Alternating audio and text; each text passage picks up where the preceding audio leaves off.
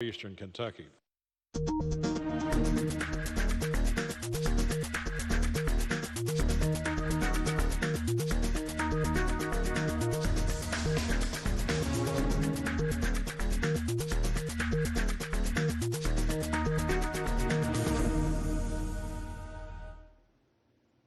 Hello and welcome to Shaka Extra Time. Shaka Sally is off, but joining me in studio is Peter Clotty, the kid from Ghana. Hello, Peter. How are you, Paul? How are you? I'm well, thank you. How are you? Good, good. A warm welcome to you all. Our Facebook followers are joining us live. Shaka Extra Time is a show that comes to you every Tuesday, and today we'll be talking about a wide range of issues, but we'll start in Ghana. So, Peter. Yes. The year of return. Yes. Everybody has been talking about it. Bring me up to speed. Well, about a year ago, the president of Ghana, Nana Addo Dankwa Akufo-Addo, declared 2019 the year of return. It coincides with the 400 years of slavery, particularly in the Western countries and specifically here in the U.S. So approximately 1.2 million people so far have visited Ghana in connection with that. The country has realized approximately a few billions of dollars as a result of this year of return agenda that a lot of people in the diaspora have embraced. So we were fortunate to speak with the Ghanaian ambassador to the U.S., who was of the opinion that they've always seen African Americans or Africans in the diaspora as brothers and sisters, and that it is important for them to come home, retrace their roots, and invest in the country, if not the continent. So this is what is going on now. I also understand that Angola is taking the initiative because the first slaves that were documented to have arrived on the shores of the U.S., particularly in Virginia, were Angolans, 20 of them. So they are also taking the initiative. You have Nigeria, Ethiopia has done similar thing, but the emphasis has been on Ghana. Ghana has taken the year of return particularly well and embraced people. I even know that there are some communities, African American communities in Ghana. Some chiefs have given them land to build, to invest in agriculture and all kinds of sectors of the country. So that's what is going on at the moment. Interesting. In fact, the first time I ever visited Ghana, I happened to visit the Du Bois, the WED Du Bois Center downtown Accra. And one of the things that I really wanted to see was the kind of impact he had on the ground. This was, for people who don't know, maybe one of the few celebrated civil rights leaders here. But for some reason, he decided to leave America and go and settle back in Ghana. In fact, himself and his wife are all buried in Ghana. So fast forward so many years later, the Du Bois journey sort of symbolizes this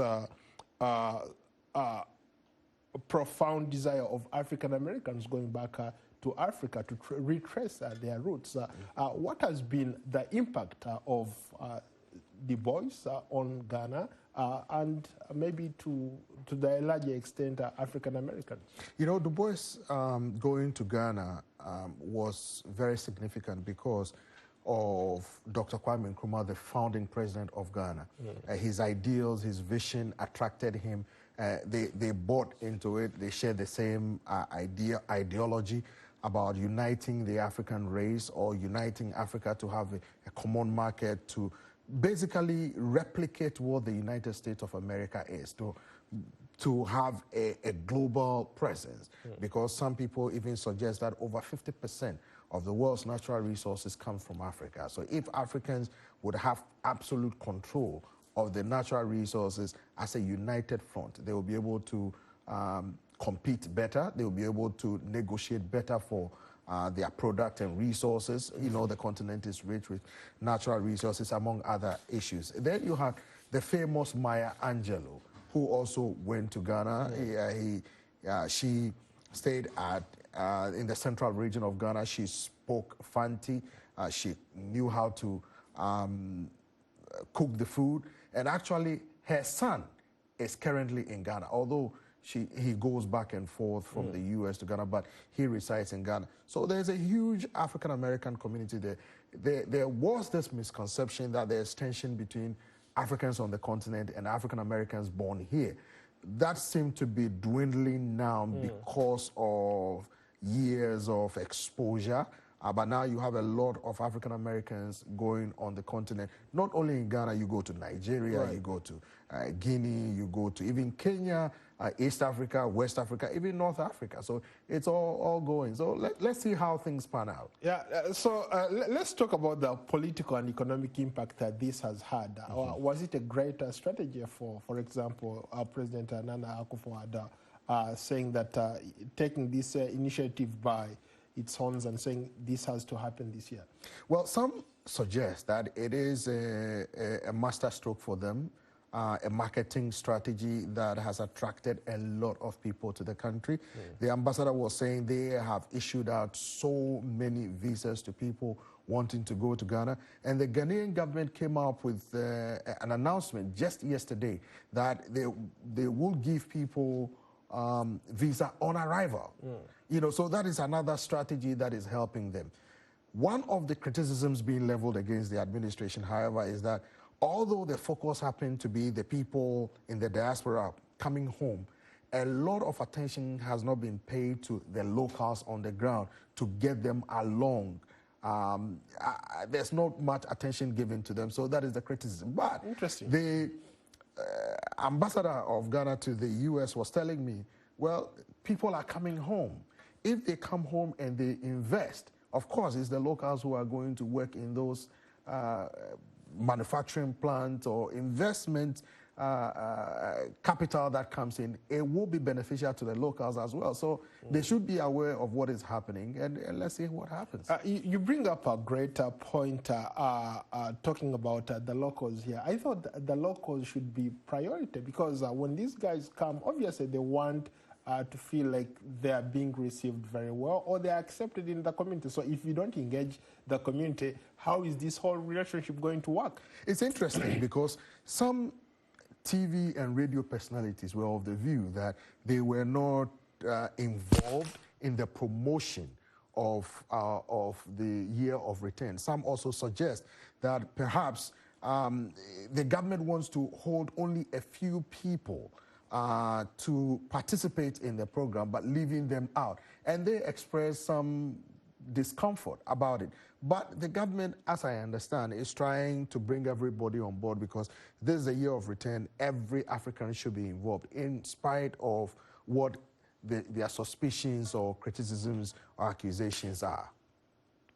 How about people who say that perhaps this is the greatest thing that has ever happened to Ghana? I was talking to a diplomat from Kenya saying that for the first time, Ghana beat them at what they call advertising or trying to sell their country.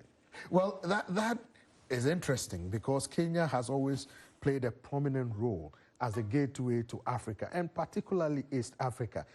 Some people have suggested that there have been instances where people thought that tourist attractions in Tanzania were actually located in Kenya because of Kenya's strategy. Right. So it's interesting to hear Kenyans saying that, but this year of return has really placed emphasis, focus, and attention on Ghana. And people are learning about Ghanaian history, the hospitality, the food, and the ambassador told us something the other time when he came on Straight Talk Africa, when he talked about the Year of Africa. He said, for the first time, and I saw the video on WhatsApp, that's an African-American warning other African-Americans here that if they spend about 30 minutes in Ghana, they will not return to the U.S. Interesting. I think that's a perfect segue to our next segment. Now let's go over to Southern Africa. Let's maybe start in Botswana. What's happening? I see the former president is not a happy camper. He's trying to, for lack of a better word, try to go after his predecessor. And yet this is the same guy who handpicked the current president to fall in his footsteps. It's interesting because President Masisi, current President Masisi, who just won a landslide in the recent election, was a deputy to former President Seretse Khama Ian Khama. Now, the fallout came because of sharp policy differences. Seretse Khama Ian Khama believes that his predecessor, his former vice president, is doing away with some of his policies, and including, the hunt for task of hunting of elephants. And he believes that once that is done, we are talking about climate change and the protection of animals and all that. They agreed as a united front to do this, only for him to reverse some of the gains that they have made. So he's not particularly happy. He resigned from the Botswana People's Democratic Party, which is the BDP, the ruling party that he helped to found. His father actually helped to found it, since his father led the country to independence and, was a founding member of the ruling party. He left the party, supported the opposition in the election, and then the accusation was that he supported the opposition so he could come back in a form of way, and he was rejected during the election. Although some of the opposition leaders have taken the matter up, they said they will legally challenge the outcome because they cited instances of voter irregularities and rigging. But it appears not to go anywhere. President Masisi has won the election and things are moving on. And last time, former President Seretse Khama Ian Khama threatened to sue the government because he said the government is using all kinds of tactics to tarnish his reputation of being corrupt. And that is where we are at the moment. What do you make of the argument? I've seen some arguments out there that perhaps President Ian Khama is not in the right frame of mind because that he's all over the place. Well, I have also heard about that. Some people suggest that it appears that he handpicked Mokwiti Masisi because he thought he could pull the strings behind the scenes or perhaps control him. When he got the presidency, he saw that he is his own man. He has been given a mandate by the people of Botswana, as they call them. And now he doesn't have to take any advice. Now, there were elders of the party and elders in Botswana who attempted to try to resolve this tension between the two gentlemen. All the efforts have so far not yielded any fruit. But what does this say about the leadership on the continent, especially in light of somebody handpicking somebody, you hand them power, but all of a sudden it has also happened in Angola. The former president, Eduardo dos Santos, handpicked Lourenço, yes, and you see what he has done. But Lourenço, while campaigning to become the president, despite taking over from Eduardo dos Santos, said that he was going to fight corruption. I was starting with the former president's family. Well, you have to clean house, basically. and the Justice Minister of Angola is saying they have been able to retrieve about $5 billion of stolen public funds. Now, I was speaking with the Angolan foreign minister yesterday, and he is of the opinion that Angolans are now feeling the change of the fight against corruption, and it's not only fear, but the mindset appears to be changing. In so doing, he was here and is working or partnering with American institutions because they believe that some of the stolen funds are here in the U.S. So they're working with the Justice Department and other government institutions to try to retrieve that amount of money and take it back to Angola. Interesting. Speaking of America, let's go to Zambia. Right. Zambia has been in the news lately, not for good reason, I hope, but they want the U.S. government to recall their envoy, the current U.S. ambassador to Zambia, for reasons best known to them. Why is that significant? President Edgar Chagwa Lungu is displeased with the American ambassador, Ambassador Daniel Foote, because Ambassador Foote was critical of a decision by a court jailing 15 years 2 young men who were accused of having sexual relations. The government says that the constitution of Zambia frowns on LGBT or gay issues, and that the Ambassador Foote was dabbling in the internal political dynamics of Zambia. So the foreign minister, Malanji, as he called him, sent a demarche. A demarche is a protest or a petition letter to Washington, D.C., ostensibly saying that the ambassador of U.S. to Zambia is behaving unethically. Now, critics of the government, however, say that the government was very quick to jump on the U.S. ambassador when he talked about respecting the human rights of LGBT issues in Zambia. But when he made similar accusations that the government is not fighting corruption, the government was quiet. So these are some of the dynamics going on in Zambia at the moment. But let us not forget that Zambia is the only African country that has declared itself as a Christian nation. In spite of having other minority religious groups, it is the only African country that calls itself a Christian nation. But how about those people who argue that, for example, that President Edgar Lungu should not have his cake and eat it too? He can't be asking the United States for aid to help in so many different ways, but at the same time, he can't allow criticism coming from United States. You know, when I was speaking with the Isaac Chipampe, who is the spokesperson of the president yesterday, working on this story, he was of the view that when do you see ambassadors of African countries here in the U.S. criticizing the U.S. administration? He said if a Zambian ambassador to the U.S. would have done similar thing, within 48 hours, he would have been back in Zambia. And that most African they have a leaders, great point. Right, Yeah, most African diplomats do not dabble in the internal political dynamic. One of the other criticism leveled against the U.S. ambassador was that he was called by the Zambian Permanent Secretary for Foreign Affairs. And according to the spokesman of the president, the U.S. ambassador was thinking that he is above the permanent secretary, and that, you know, he should be accorded that respect, that he should be meeting the president or perhaps the foreign minister rather than a junior rank official in Zambia by way of the permanent secretary of the foreign affairs in Zambia. And they were not too enthused about it, and that is why the president is displeased with the U.S. ambassador for trying to supposedly, quote, dictate how Zambians should behave when it comes to LGBT issues, which the government addresses that it's the Constitution frowns upon. Yeah, interesting stuff, interesting stuff. Let's move along. Let's go to South Sudan. Let's start with Aliyu Ahmad. What is the latest from South Sudan? Before coming to the studio, I was speaking with Pope Balwang and Peter Manawa. These are spokespeople, basically, for the Sudanese South Sudan Liberation Movement, or Sudan People's Liberation Movement in opposition, SPLM-IO, led by Dr. Riek Machar.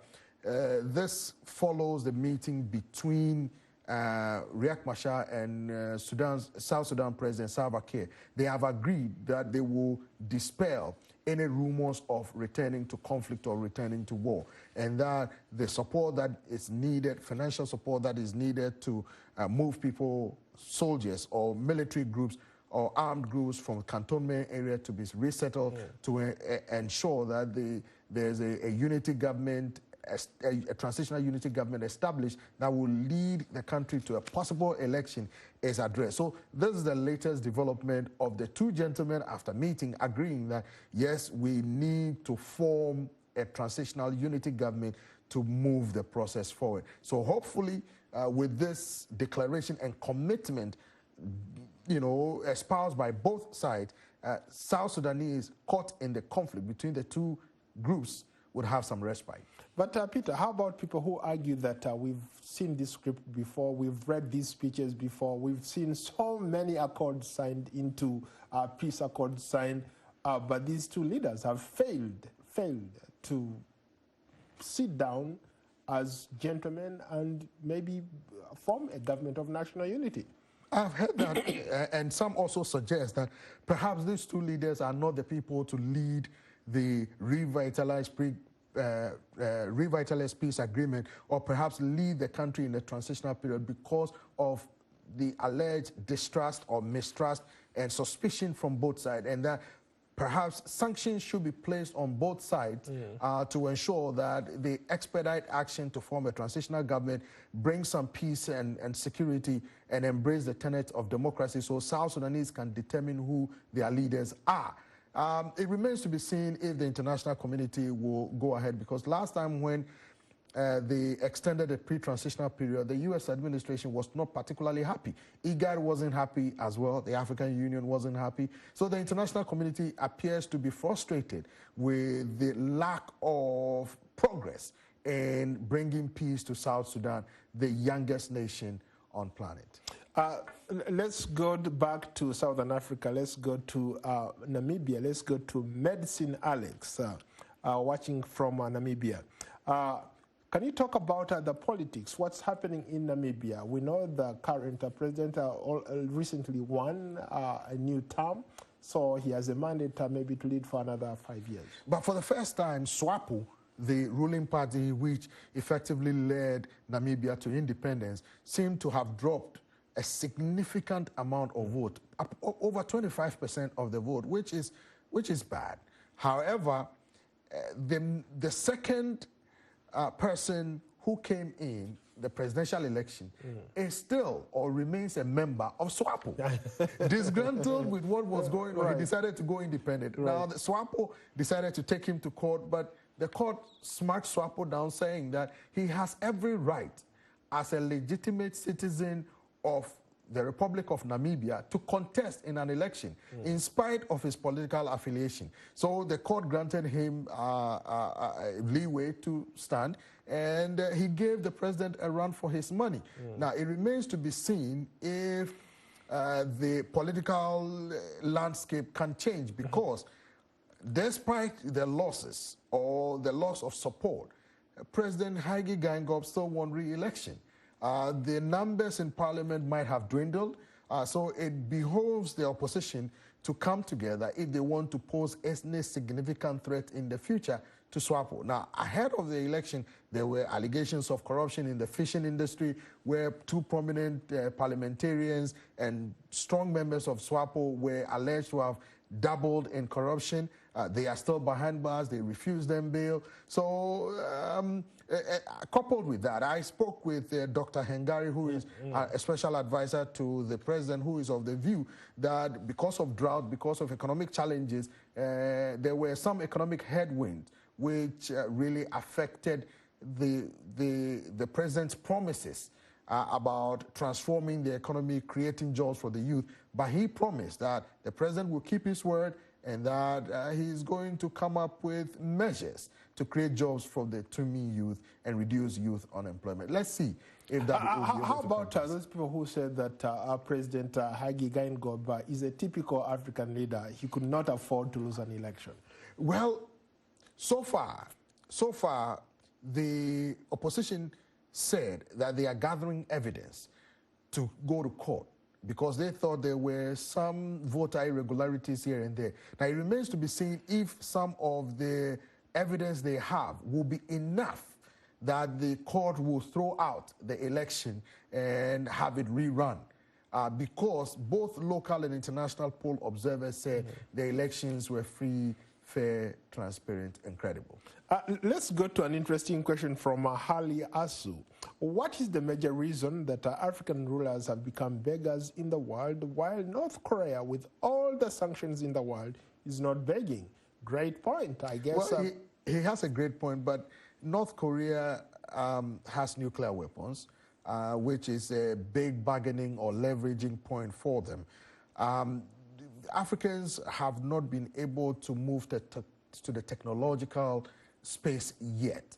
Africa has but made we have some the strides. minerals. Well, for example, Congo has the resources that we have all the uranium that we need to make these nuclear weapons. But you have to be able to transform the natural resources to what you need to build your economies. If you are unable to do that, then somebody will determine the price of the commodities or the resources that you have. Until Africa gets to that position to determine what it can. For example, there have been instances where African countries have oil, but they are not able to refine their own oil. Nigeria In some instances, they have to even import oil, refined oil, into their economies, and that is difficult to take. So Africans would have to determine that, look, if we have this resource, I know of an African country that says we are not going to mine these natural resources until we have the capability to do so. But that's Ghana. Well,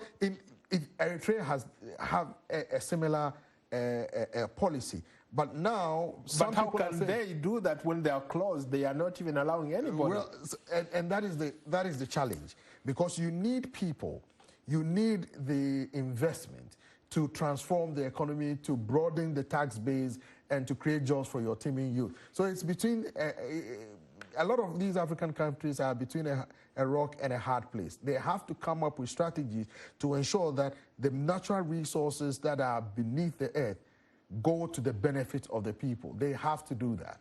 That's a great one. Let's go to another quicker comment. Let's go to Ems Charles. How will the African continent, create a common identity of peace between member states when some countries are closing borders? And in this particular case, I think they're talking about Uganda and Rwanda. There's been tension surrounding the border. You know, speaking with the Angolan foreign minister, he is of the view, since Angola heads the peace and security organ of the African Union, they met recently with officials of both Uganda and Rwanda, trying to resolve the tensions between them. It's really odd that at a time when the African Union or the African community is creating a common platform for all Africans to trade among themselves, because intra-African trade is sharply reduced. Africans are trading more with other countries outside the continent that are trading among themselves. So it's really odd that there's this tension that seemed not to be going forward. Both President Yoweri Museveni of Uganda and President Kagame of Rwanda met. They said they were going to meet again to try to resolve the issues between them. It seemed not to be going forward. So they need to find a solution to this.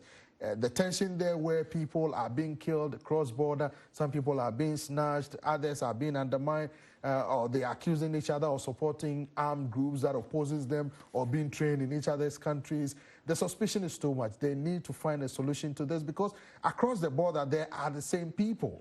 You know, there are some ethnic groups that are across the border. They walk across each time because you have uncles and aunties living on both sides of the same language. Speak the same language. So why not resolve the tension and allow, you know, goods and human beings to move back and forth to, you know, create more jobs for the people? In less than 30 seconds, what are you talking about tomorrow? We are talking about refugees and migration.